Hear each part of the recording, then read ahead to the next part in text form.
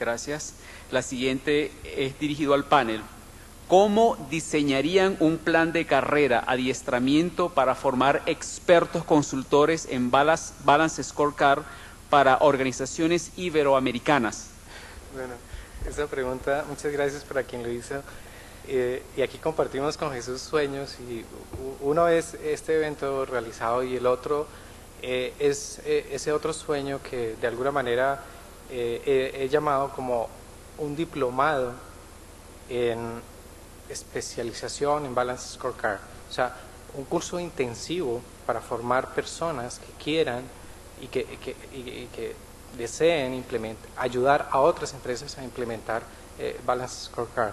Entonces creo que es algo que tenemos que empezar a trabajar y probablemente utilizando los mismos elementos del Balance Scorecard, o sea, haciendo un Balance Scorecard de ese proyecto, podríamos llegar al final. No sé, es lo primero que se me viene.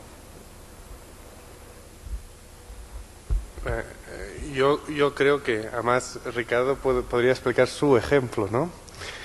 Pero yo creo que lo más importante aquí es tener humildad, prudencia y ser consciente de las limitaciones de uno, que todos las tenemos.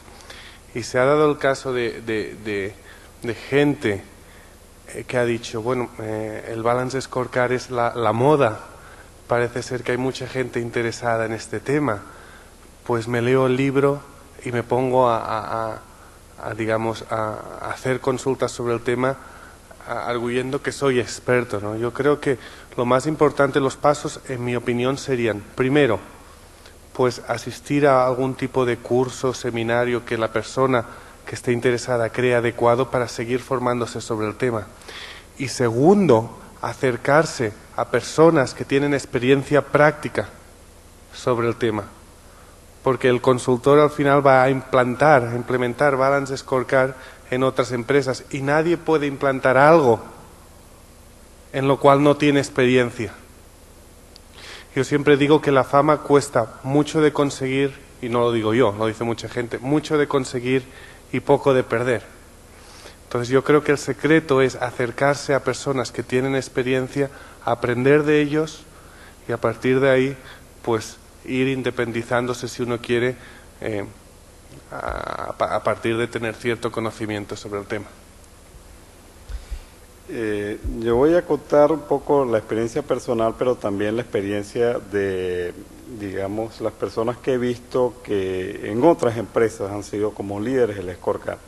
Esas son personas del estilo de Ricardo, por ejemplo, que si uno ve las empresas que iniciaron esto de la implantación, comenzaron utilizando gente que venía ya con la escuela de calidad, que venía con la escuela o había participado en estudios de benchmarking, o etcétera. Entonces tenían ya una formación, por un lado como consultores, o sea, hay que formar a la persona como consultor, porque eso es lo que va a hacer, una labor de consultoría hacia las organizaciones, de facilitación. Y por otro lado, debe ser una persona que, si bien no tiene un conocimiento profundo de los procesos con los que va a trabajar en determinadas organizaciones, debe tener una enorme capacidad de aprendizaje rápido para ver y de visionar el contexto de una organización. Eso se aprende mucho en la labor de consultoría. Y posteriormente poder incorporar.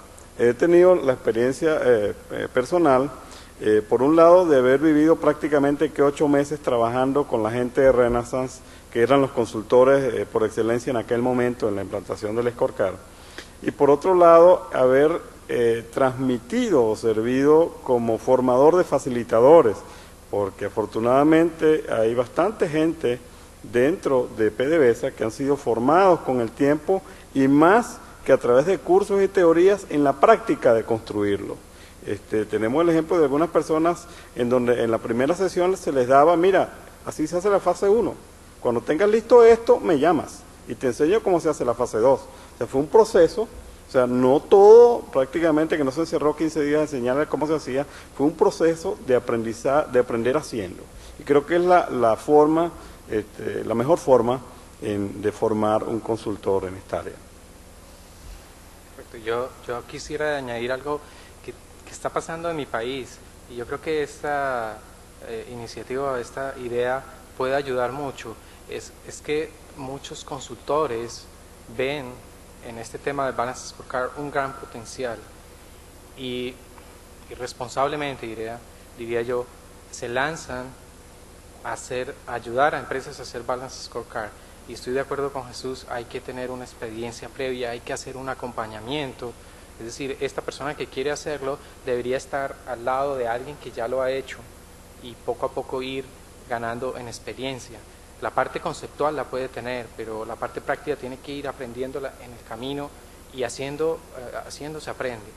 Y lo que decía es que tengo muchos casos y definitivamente creo que esos casos nos afectan a todos los que creemos en esta herramienta, y es que una empresa mal asesorada en Balance Scorecard no va a decir el señor consultor es malo, sino ese enfoque o esa herramienta es mala, no sirve. Entonces de eso tenemos que preocuparnos todos.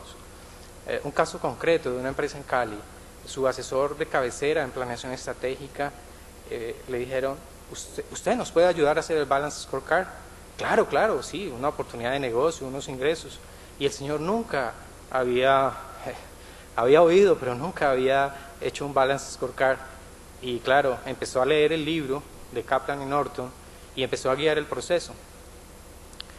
Él entendió o él interpretó que un Balance Scorecard era simplemente un conjunto de indicadores repartido en las 4 perspectivas.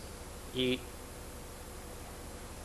diría yo irresponsablemente, llevó un proceso de 3 meses con la alta dirección de esa empresa a generar indicadores.